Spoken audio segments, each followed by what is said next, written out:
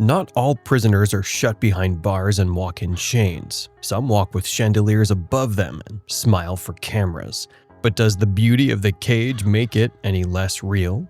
Ri Sol-ju, the mysterious First Lady of North Korea, lives a life of dreams and has a last name that commands silence.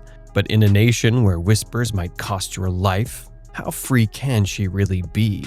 And what happens when this silence is not broken but torn apart by something as absurd as balloons? Today we're stepping into a life that few have seen, where luxury shines but freedom flickers. Ri Sol-ju's early appearances were quiet and calm. A graceful lady stood beside North Korea's most powerful man. No title, no names. No one knew who she was. Everyone was filled with speculation. And just then, whispers of who was she had started in 2012. Some identified her as a former singer, Ayeon Song-wol, with even the South Korean intelligence officials getting it wrong. And when it was finally revealed, it only raised more questions. Then came July 25, 2012, and the North Korean media broke its silence. She was introduced as Kim's wife, Comrade Ri Sol-ju. But this wasn't the end, it was the beginning of her transformation. In April 2018, before the Inter-Korean Summit, Ri was no longer Comrade. She was now the respected First Lady, an untouched title since 1974. Suddenly, she became a symbol, an icon, a mystery, which remains unsolved. In 2018 itself, she took on a diplomatic role, her every smile, glance, and wave calculated, rehearsed, and perfectly executed. Ri Sol-ju doesn't just walk beside power, she embodies it and wears it. Known for her fashion, she has been seen in public clothed in designer pieces, often Chanel, some worth over 8,000 pounds. Ri is known to have an expensive taste with labels such as Chanel, Red Valentino, Tiffany, and many others. At a gala in July 2012, she appeared in a sleek black suit in the Chanel tradition. This was unseen for any North Korean woman. Intentional? Maybe. This led analysts to wonder whether this was the quiet start of a change, a campaign, or something entirely else. She even gifted a Christian Dior bag that she was reportedly carrying, estimated around $1,594 at that time, to Kenji Fujimoto, the former personal sushi chef of Kim Jong-il, as a parting gift when they briefly met in September 2012. He described her as just so charming, I cannot describe her voice, it's so soft. A soft presence in a hard regime. With many North Koreans warming up to her caring mother-like image, her fashion has always been buzzing with discussions. In a place where no Instagram or Vogue exists, she has become an important reference, with fake designer goods inspired by her commonly sold in markets of North Korea. Whether her fashion is an indulgence or calculated symbolism, one thing is clear. Her high-profile appearance and departure from traditional hanboks set her apart from those who came before her. In a country where power is sacred and disrespect can cost you everything, silence is the way to survive. But what happens when this silence is broken? What angered the dictator so much that he blew up a building? In 2020, the silence was not broken, it was shattered into pieces by balloons. Yes, balloons. The balloon propaganda campaign has been going on, involving both North and South Korea since the Korean War. So when it happened again and defectors in South Korea released leaflets, people thought it was just another wave of rebellion until they saw what was inside. They didn't just carry political messages, they carried vile, doctored images of her. Images meant to humiliate, inflame, and provoke. Ri Sol-ju, the untouchable queen of North Korea. The leaflets now mocked the lady, an insult North Korea had never allowed before. Within days, the world watched as the Inter-Korean liaison building was reduced to rubble, a rare and delicate gesture of diplomacy blown into dust.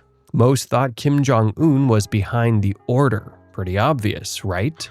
But some whispered a different name, Kim Yo-jong, the leader's sister who had stepped into the spotlight with her sharp tone, quick actions, and controversial statements. Was this the result of pure rage or the opening to a deeper, much darker game? Before the luxury, the title, and the cameras, who was Ri Sol-ju? Well, stemming from the fact that Kim's family is classified secretive, very little is known about Ri's origins and her past. The question still lingers unanswered. Her name, as some analysts say, is most certainly a pseudonym. She's believed to be linked with Ri Pyong-chol, a powerful former general and one of Kim's close advisors, while others point to another part of her past, a singer in the Un-hasu orchestra. Whatever the past may be, one thing is certain: it is being erased. Many reports state that North Korean officials have classified CDs of her performances, evidence of a life that no longer fits the narrative. Another strange instance includes when she was seen in South Korea in 2005, cheering "We Are One" as part of the North Korean cheerleading squad at the Asian Athletics Championships. Some even whispered to some of the South Korean teachers, "We want to take classes from the South's teachers as soon as we're reunited." But now those memories are being cleaned up, as if nothing ever happened, because in a world built on image, the past is only allowed to exist if it serves the present. Ri Sol-ju is married to one of the most powerful as well as wealthiest men on the planet, with an estimated fortune of about 4 to 5 billion pounds, mostly from his family's control over the resources in North Korea. Kim's world is built on extremes, and Ri lives at the very heart of it. Her wardrobe lined up with high-end fashion pieces fitting the elegant and graceful image of the perfect first lady. Their empire, however, spans far beyond just a few fashion labels. Kim is said to own around 17 palaces across North Korea, each one meticulously designed and a symbol of his absolute control. One located in Wonsan even includes a 500-meter private airstrip, a luxury hidden in plain sight. But their main residence is far more fortified. Ryeong-song Residence, also known as Residence Number 55, is not just a mansion, it's a fortress.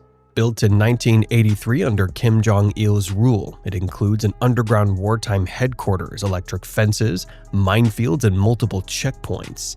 After all, this is where power sleeps, plans, and protects itself, no matter the cost. And when Kim wants a break, he retreats to a private island paradise.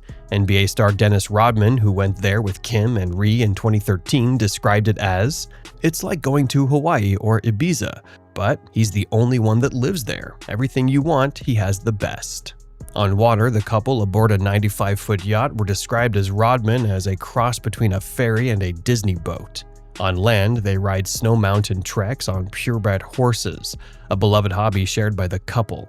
Between 2010 and 2019, Kim reportedly spent over 420,000 pounds on 138 horses, according to Russian customs data.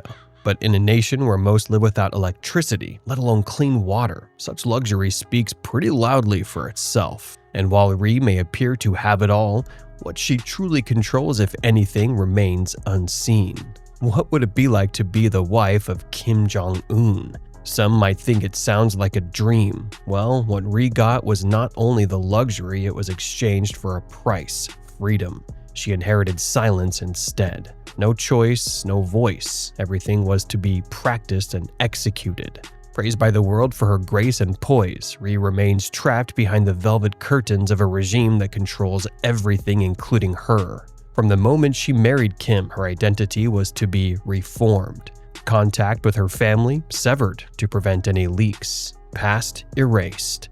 Every step, glance to be reported. Even her going to the bathroom was to be reported. She served as the perfect adornment to shape a more mature fatherly image of Kim, as reported by some. But the deepest wound wasn't the isolation.